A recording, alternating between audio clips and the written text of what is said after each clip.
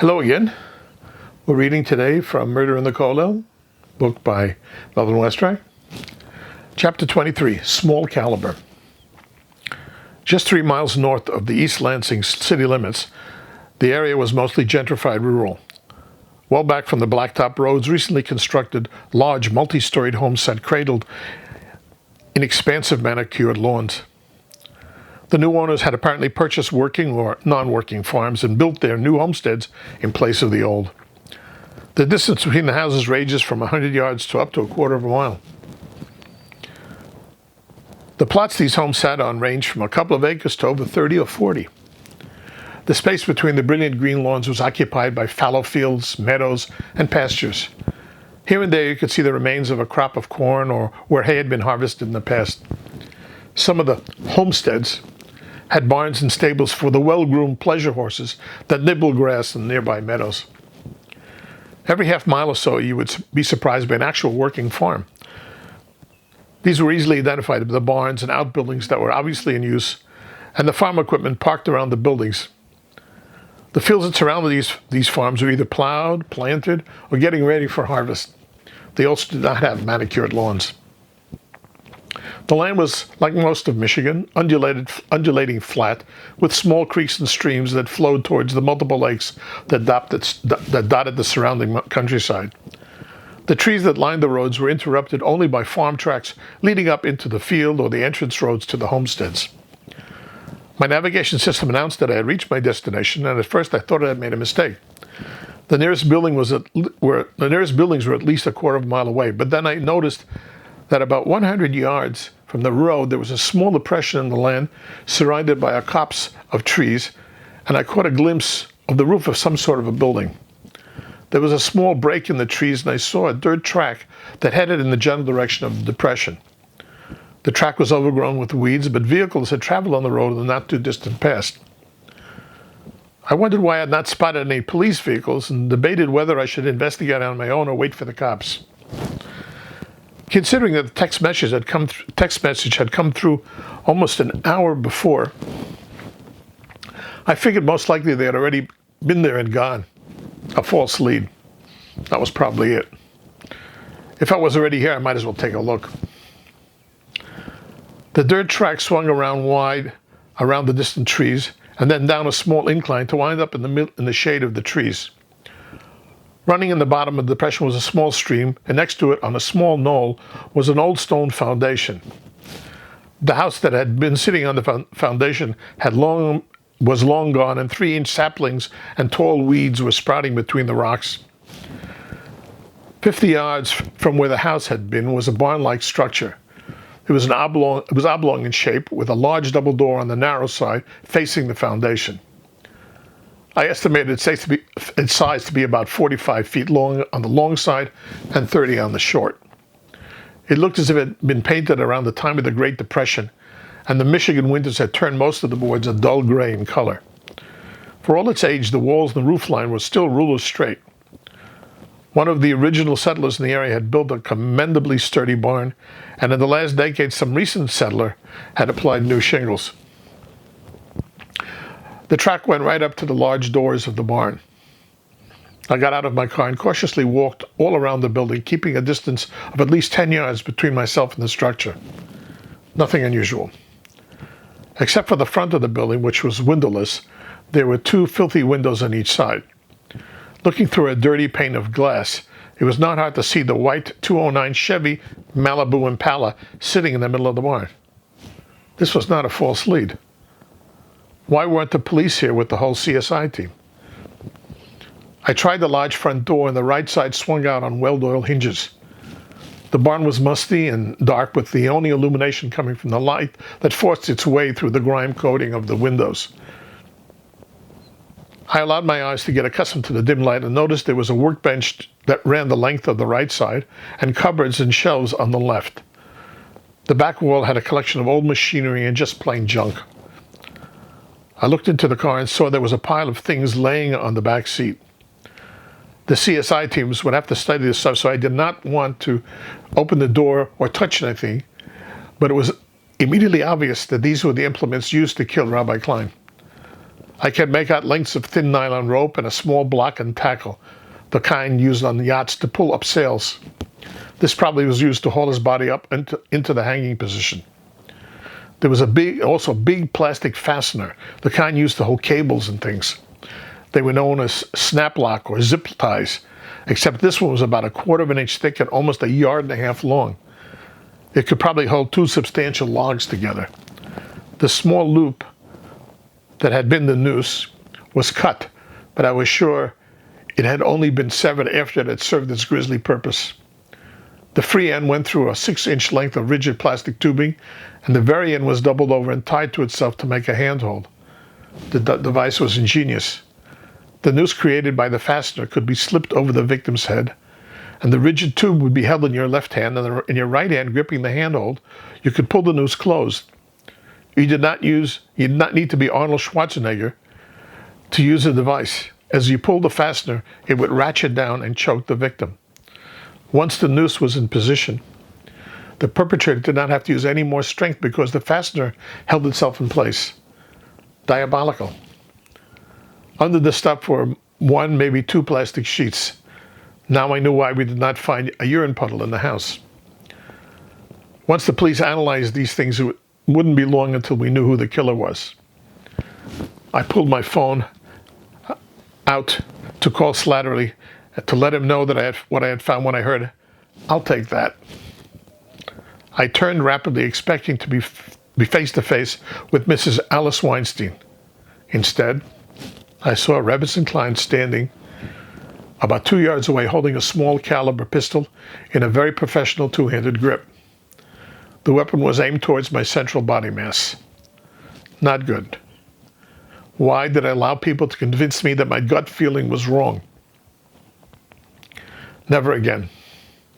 Now I was staring at the wrong end of a firearm. Very unpleasant sensation. I'd been shot once, and looking down the muzzle of a gun brought back a feeling that was much more than deja vu. It was more like danger you. Rebbetzin client, how nice to see you again, and said with my broadest smile. I'm sure it is not really so nice for you, but that cannot be helped, she said sternly. Please give me your phone. Put it on the table and take a step back. From the size and the bore of the pistol in her hand, it looked to be a .22 caliber. The slug did not have a lot of stopping power, but at this range, that she was for me, it didn't make much of a difference. Many beginners start off with the .22 because it has less of a kickback and afforded better accuracy. I was surprised that she knew enough to ask me to step away from my phone. Where had she learned to do that? I had been planning on somehow being able to grab her gun. I had no choice but to comply. She picked up my phone and slid it into the pocket of her jacket. So it was you after all, I said. Considering I'm standing here holding a gun on you in a building that contains the murder weapons, I would say that's a reasonable assumption, said Devorah with a smile. You're actually quite good at what you do. How did I make that mistake with the length of the rope? Very amateurish on my part and very professional on yours. Congratulations. Terrific, she's giving me compliments. It was nothing, I said modestly. No, it was something that convinced the police that Avram was murdered, she said, nodding her head. And that is the reason I have to kill you. I really liked you. Yeah, like you really liked me when you tried to blow me up or when you sent the Dearborn jihadist after me. I was not trying to kill you, said Rebbetzin Klein matter-of-factly. I was trying to kill Daphna. Why do you want to kill her? She was your friend, I said in disgust. Because she was the only one that could find what I erased from the computer. That was to be destroyed completely, never to be seen again, she said with finality. She had to die. It is commendable that you wanted to prevent people from knowing that your husband was seeking psychiatric help, but we already had the folders in the den, so we knew about the inquiry at the private psychiatric clinics. I was with my husband when we went to the clinic, so I knew what the managers of the different clinics would possibly say. Dr. Felix's files are different. Why were these files different? Then I remembered that Dr. Felix was still refusing to release the files, even though the rabbi was dead. Suddenly it clicked together. Because the patient was you, I exclaimed. The rabbi just came along. Avram was always understanding and considered. He was a good husband in that way, said Devorah, apparently letting her thoughts go back to the good days before she ruthlessly killed him. But then he started saying that either he agreed to be hospitalized or he would divorce me. Neither option could I agree to. I'm an excellent Rebbetzin. I'm a perfect Rebbetzin. Ask anyone. I could not be a psychiatric patient or a divorced Rebbetzin. That is not me. I could not live with that. He left me no option. Avram had to die. But I also could not be a murderess. A widowed Rebbetzin is much more acceptable. At first I had considered using the Dearborn hotheads to kill him, but in the end I decided against it because there was the possibility that someone would make my husband into a martyr, and I could not have people looking too closely at his death. So I decided that it would be suicide. She killed him because it would not be proper for her to be a divorcee. Her whole life was just a facade. And she needed to be perfect. If she could not be the honored wife of the devoted rabbi, then the next best thing was to be an honored widow of a devoted rabbi. She's nuts. Totally nuts. But obviously cunning. How did you get in and out of the house without setting off the alarm, I wanted to know. Bypass switch, she said simply. The security company said they never put one in, I counted. One of the Bachrim is an electronic genius, and he did it about 5 years ago, she said, sharing her revelation. It's hidden behind the cupboards we had put in last year. You have to slide your fingers up behind the cupboard. Very clever, I said appreciatively. How did you get in and out on the night after your husband's funeral? Rebbetzin Lipsky was with you. She was so thoughtful. What a lovely neshama soul. The Rebbetzin liked her cup of cocoa before she went to sleep, she said. 2 sleeping pills and a cocoa, and she was out cold for the next 4 hours. Once again, very clever, I admitted. I thought so, she said proudly. But I found where you parked the car on the night you killed your husband, the TV station, the theater, I said knowingly. Now you are the clever one, said the Rebbetzin. But I'm afraid as much as I enjoy this conversation with you, I must cut it short. And as I said before, I did not really want to kill you, but I have no other options. You were getting too close. If Daphna sent me the message over an hour ago, the police ship would probably get here any moment. I had to stall her. The police know I am here, I said as a warning. Do they really? Asked the Rebbetzin. If you mean the text message you received, that was not from the police. That was from me. I used Daphna's telephone. That sliced through my gut like a sharp knife. If she had used Daphna's phone, she could have harmed her. The idea that something bad had happened tore me apart. I had to know, what have you done to Daphna? Oh, nothing yet, but the day is young. You are the first on my agenda, she said. Even if you kill me, they will find me here and track you down. I suppose eventually they'll find you, but I do not expect it will be soon, said the Rebbetzin proudly. I'm going to throw your telephone out the window a couple of miles from here, so if they track you through your GPS, it won't be anywhere near here. Your car cannot be seen from the road, and if and when they do find you, they will assume that you met your death at the hands of my husband's murderer. There's nothing in the building that can be connected to me. Once I get rid of Daphna, there's nothing to keep me from continuing on as the honored widow of the great Rabbi Klein.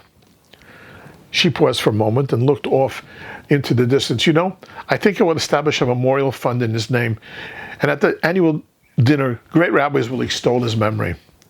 Totally nuts. If you shoot me, someone will hear the shots and report it, I said lamely, trying to figure out how I could get close enough to get at the gun. I doubt it. I've been doing target practice out here for months, and no one has shown the least bit of interest. You'll never get away with this, I warned her. Oh, but I think I will, she said with a grin. The first bullet hit me in the left side of the chest. It literally was like a sledgehammer hitting my ribs. I knew that central mass gunshot wounds did not kill straight off. You had a few minutes until you bled out. I had no idea what had been injured, but remembering back to the anatomy courses from my first aid that I did with first aid, I knew that my lungs, spleen, and heart were all in that area. Reflexively, I doubled over and reached up to grab at my chest when the second bullet hit me. She must have jerked her hand because this slug hit me in the head. I felt a sting on the right side of my forehead, and I saw my hat fly away. 2 thoughts ran through my brain for a fraction of a second. The first was, my $200 hat is ruined. And the second was, I'm totally screwed. My world went black. End of chapter 23. Tomorrow we'll do chapter 24.